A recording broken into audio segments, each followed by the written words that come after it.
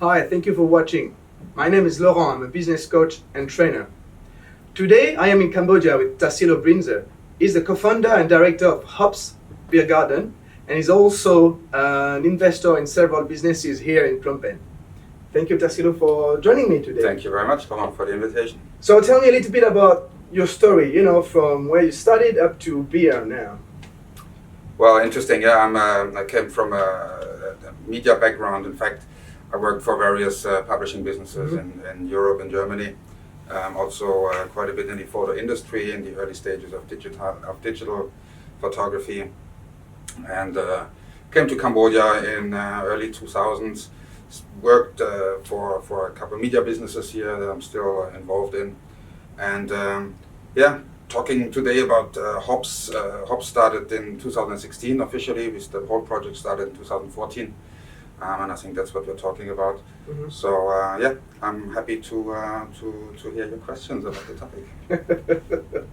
So, when we were preparing this show, you were telling me that you have always been self-employed. At least, if I understood well, you worked for 1 year for someone. Exactly.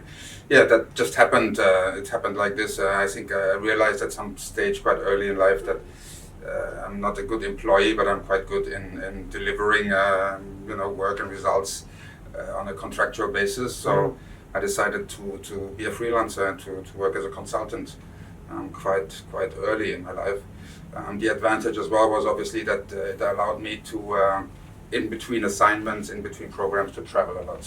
Right. Which is something that I really enjoyed doing and which I did through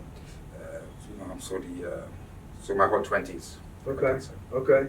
And when did you know you had the virus of being self-employed and then becoming an entrepreneur? Actually, here in Cambodia, to be honest. I think Cambodia at the time offered a lot of opportunities. It was a very young, very open, very vibrant economy, very welcoming to investors. It still is today, and it offered me an opportunity to say, well, why not start a business here?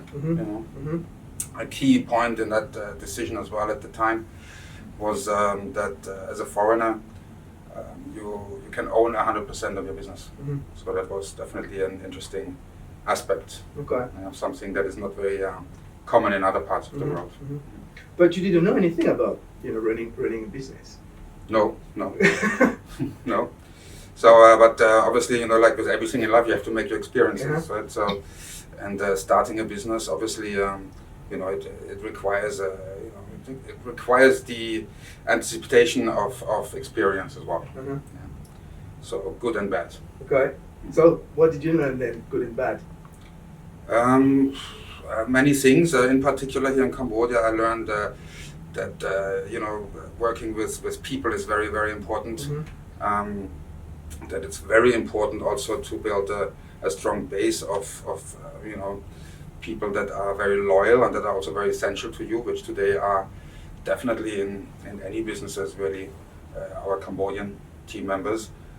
They are the ones who usually hold the companies together or the business together. As you know, and in particular in Hops, talking about that, I would say definitely the team is very, very important to have a good team and to go through many sleepless nights while you build the business, while you try to, pay for expenses, while you try to find the investment, while you try to deal with delays, with problems that come along during the process. So that is definitely something we learn. Yeah. I want to come back about the team building. What's your secret recipe behind building a great team? There is no secret, Laurent. It's a mix. Often it's a mix of knowing what kind of people you're looking for, and then it's pure luck finding them. Pure luck. Very often, especially here in a place like Cambodia, where you don't necessarily have the standard processes of a recruitment company or recruitment department. Here you have to see who is here and who is available and who is interested in working with you.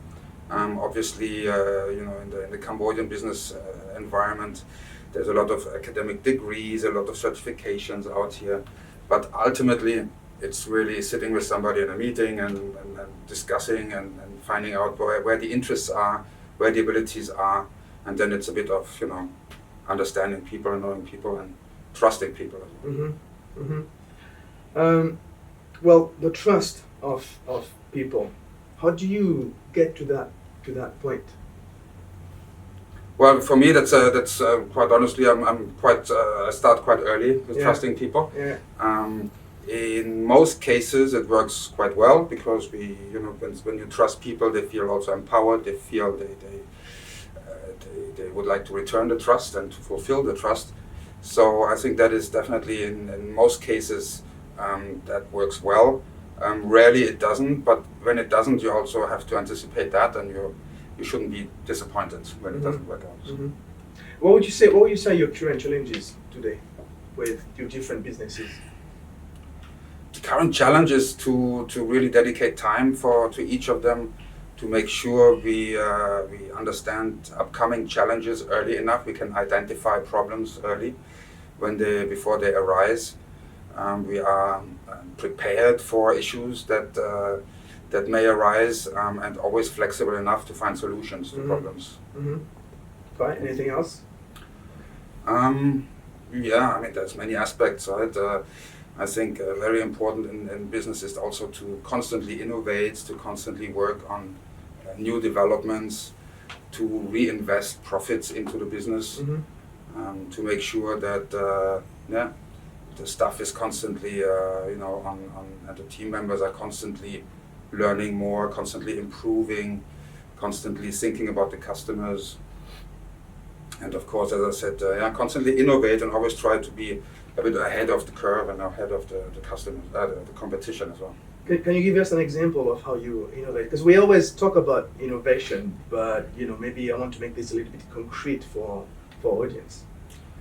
Well, I mean, we have, for example, at Hops, we have daily meetings with all the team members where we share the feedback of the day before, where we discuss what went right, what went wrong, where we introduce new ways of maybe delivering our services. We constantly review our food, we constantly review the beers. Now we get a new brewery and brew new beers with a new brewmaster, etc. So constantly trying to find new ways of keeping customers attracted, of keeping the business also attractive to others. I think compliance in such a business is, our complacency in a sense is quite dangerous. Sleeping on your laurels. Absolutely. Okay. And so I want to know a little bit more about Hops. Cambodia and in Asia, it's in general for people if they don't know that there's a lot of beer drinking. So it was already a very crowded market. Why did you decide to open Hops?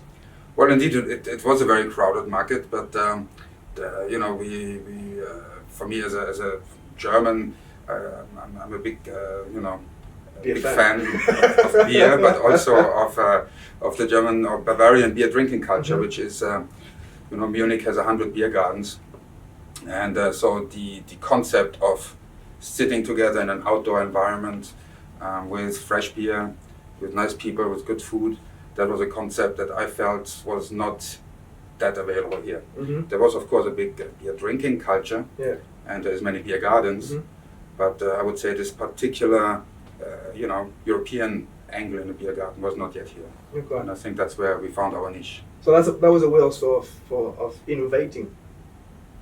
Yeah, if you want so, absolutely. I mean, the other parts of innovation for us is certainly the architecture, the style of design, the combination of entertainment with food, with beer, with art, with outdoor spaces. So Hops has certainly a concept that is a bit different from other restaurants. How did the market react? Interesting question. Initially with care, because people were not used, for example, in Cambodia to walk on gravel, on little gravel stones. Okay. So Cambodian visitors, guests, especially the females, said, well, we can't walk here because we have higher heels. Well, it took a while, and then women now come without high heels.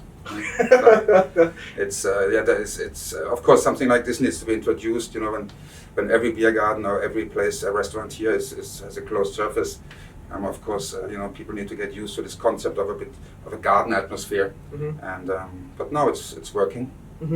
And I must say that also one of the key achievements that we have probably made is that Hops is a very international place.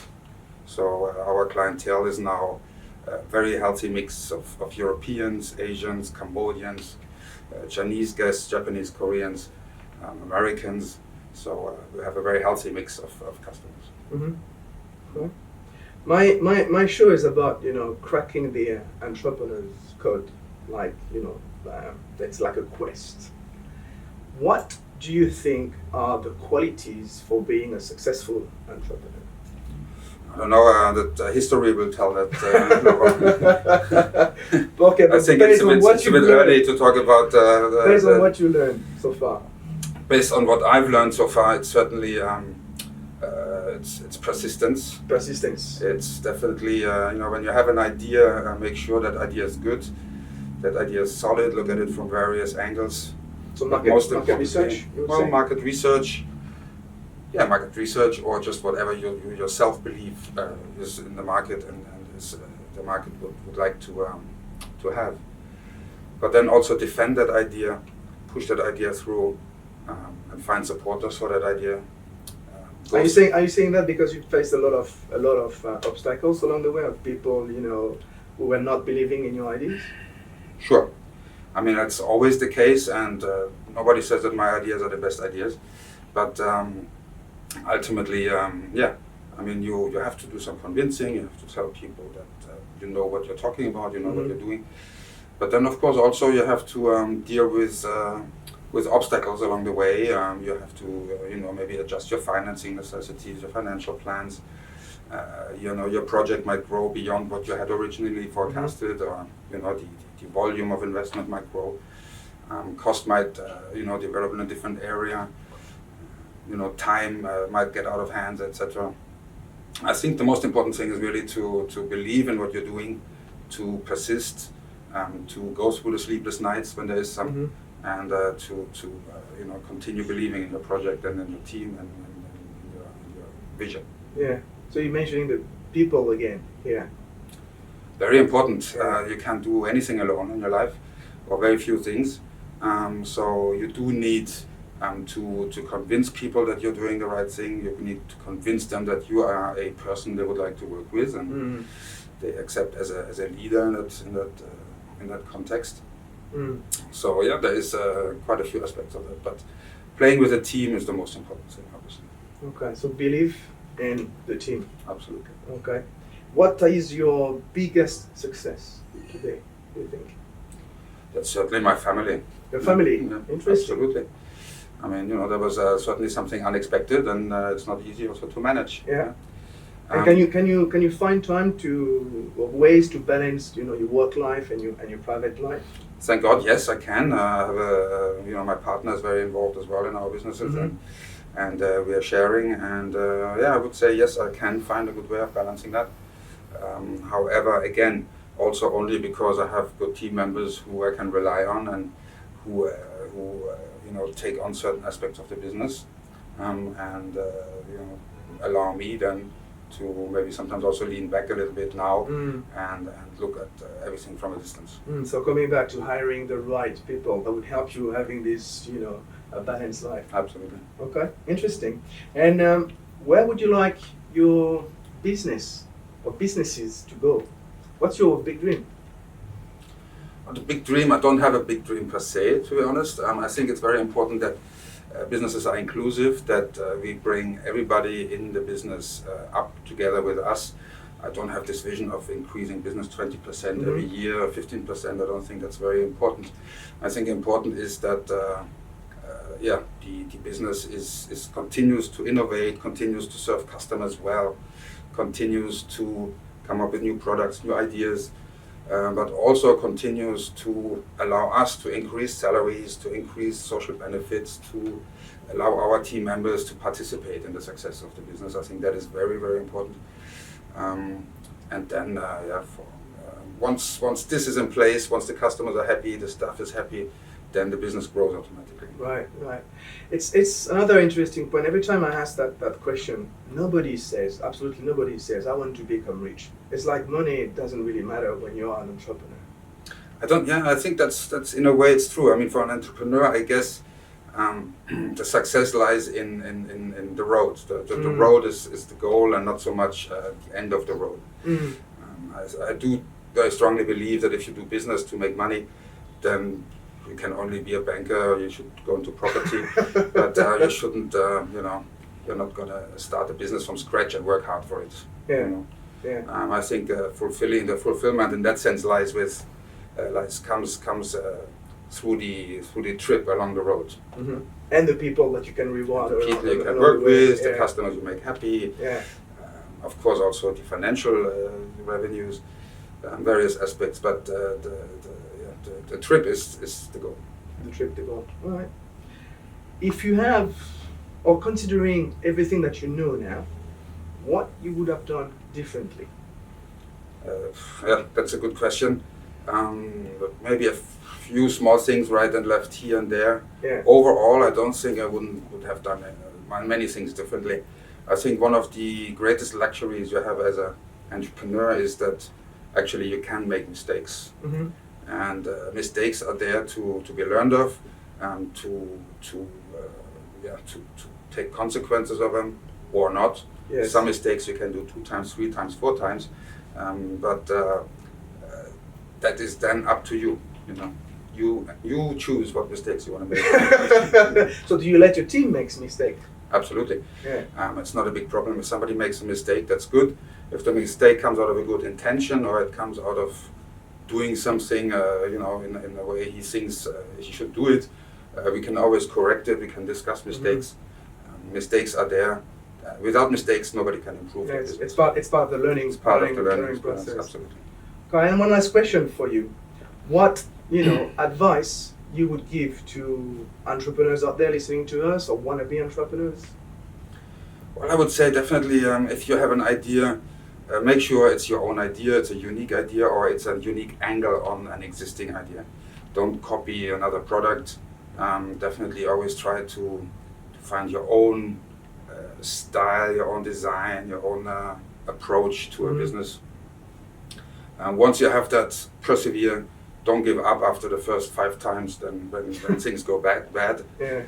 Keep believing, keep continuing, and sometimes you have to just keep fighting many years until successes come or not. I give you an example. Let's say, look at Apple. Apple did not make a single dollar in profit for 20 years. Tesla hasn't made a single dollar in profit in 20 years. So there is some entrepreneurs are out there. They have their visions, they have their ideas, and they keep defending them. Some might fail, some will succeed. History will tell. History will tell. But as long as you believe in it, it's going to be fine. That can be fine. All right, thank you very much, Tassilo, and thank you very much for joining. If you have liked this video, please subscribe to my YouTube channel. See you next time. Bye. Bye-bye.